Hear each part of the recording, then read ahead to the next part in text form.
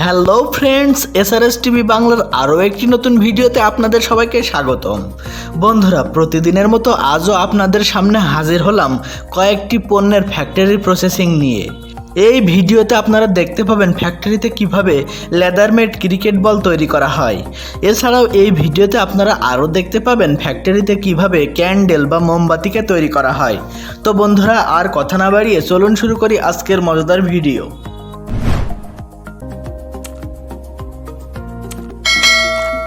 Number 1, leather made cricket ball making. বন্ধুরা, পুরো পৃথিবীতে ক্রিকেটের সবথেকে বেশি যদি কোনোখানে জনপ্রিয়তা থাকে তাহলে সেটা বাংলাদেশ, ভারত ও পাকিস্তানে রয়েছে। আর যদি ক্রিকেট বলের কথা বলি তাহলে ইন্টারন্যাশনাল ক্রিকেটে 3টি ব্র্যান্ডের বল সবথেকে বেশি ব্যবহার করা হয়, আর সেগুলো হলো ডুকস, এসজি ও কুকাবুরা। আর এখন আমরা দেখব মেলবোর্নে অবস্থিত কুকাবুরা ফ্যাক্টরিতে এই ক্রিকেট বলগুলোকে কিভাবে তৈরি করা হয়। তো এই বল তৈরির প্রসেস শুরু হয় এর গল্প তৈরি থেকে, আর এই গল্পকে তৈরি করা হয় স্পেশালি পর্তুগালে পাওয়া যাওয়া কর্ক গাছের ছাল থেকে। আপনাদের জ্ঞানের জন্য আরও একটা ব্যাপার বলি, আপনারা যে কাঁচের বোতলগুলোতে এই ধরনের ক্যাপ দেখে থাকেন সেগুলো এই গাছের ছাল থেকেই তৈরি করা হয়। তো সর্বপ্রথমে গাছ থেকে এই ছালগুলোকে ছাড়ানোর পর এই ছালগুলোকে ছোট ছোট করে কেটে কুকাবুরা প্ল্যান্টে নিয়ে যাওয়া হয়।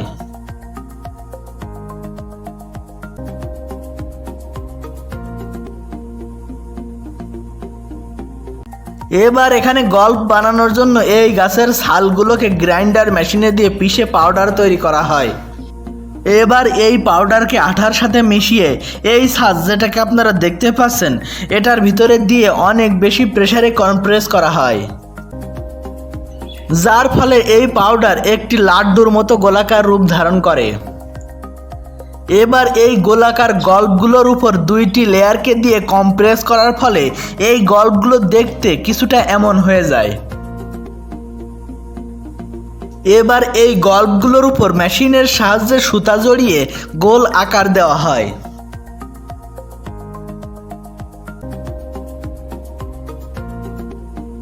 এরপর সময় হয় এই পারফেক্ট শেপের বলগুলোর উপর, যে নামে এটাকে সবাই চেনে, সেই জিনিস জড়ানোর, অর্থাৎ এটার উপর চামড়া জড়ানোর সময় হয়।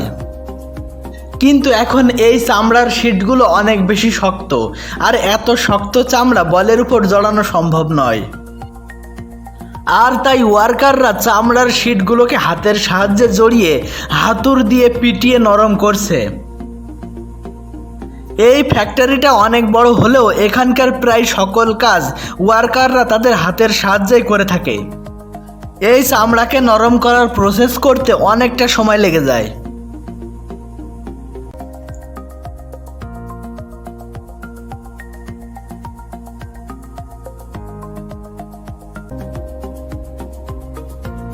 এবার যখন চামড়া কিছুটা সফট হয় তখন স্পেশাল কাটিং মেশিনের সাহায্যে এভাবে গোল গোল করে চামড়ার শিটগুলোকে কেটে নেওয়া হয়, আর এই গোল করে কাটা চামড়াগুলোকেই বলে জড়ানো হবে।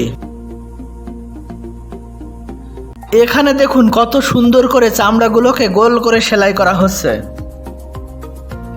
এখানে কোনো সাধারণ দর্জি দিয়ে কাজ করানো হয় না, এখানে যারা কাজ করে তারা অনেক বেশি দক্ষ হয়ে থাকে, কারণ এই বলগুলো দিয়ে ইন্টারন্যাশনালি ক্রিকেট খেলা করা হবে, আর তাই এখানে একটু ভুল করারও কোনো জায়গা নেই।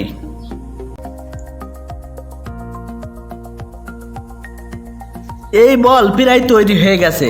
এবার এই বলগুলোতে নাইট্রোসেলুলোজ স্প্রে করা হয়, যার ফলে এটা অনেকটা চকচকে ও লাইট রিফ্লেক্ট হয়ে যায়।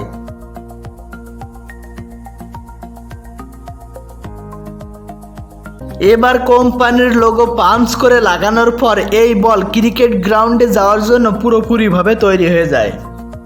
Number 2, candle making process.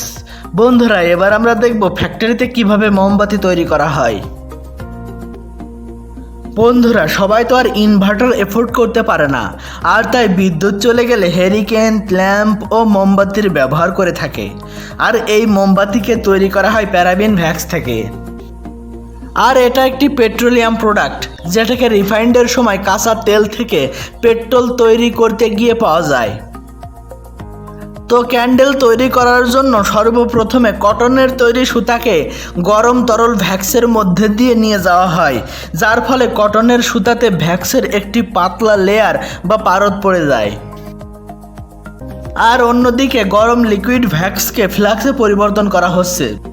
আর এটার জন্য এই গরম ভ্যাক্সকে ছোট ছোট ছিদ্র দিয়ে প্রেসারের সাথে উপরের দিকে স্প্রে করা হচ্ছে, যার ফলে হাওয়ার কন্টাক্টে আসার সাথে সাথে ভ্যাক্সগুলো হালকা শুকিয়ে জমা হতে শুরু করছে। এবার এই ছোট ছোট ভ্যাক্সের দানাগুলোকে এই প্রেসিং মেশিনের সাহায্যে ক্যান্ডেলের রূপ দেওয়া হচ্ছে। কিন্তু এখানে আপনারা দেখতে পাচ্ছেন এতে এখনও সুতা দেওয়া হয়নি। এবার একটি অটোমেটিক মেশিনের সাহায্যে মোমবাতিগুলোতে সুতা প্রবেশ করানো হয়।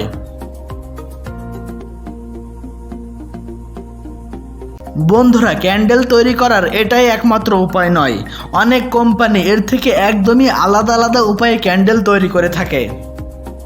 আর এই সিস্টেমে 100টি সুতাকে একটি ফ্রেমে বেঁধে দেওয়া হয়।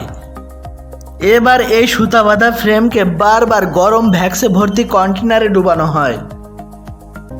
এই প্রসেস বারবার করার ফলে এই সুতার গায়ে আস্তে আস্তে একের পর এক ভ্যাক্সের লেয়ার পড়তে শুরু করে।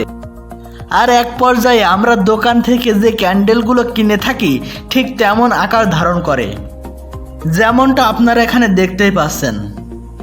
বন্ধুরা, এতক্ষণ তো দেখলেন লম্বা লম্বা ক্যান্ডেলগুলোকে কিভাবে তৈরি করা হয়।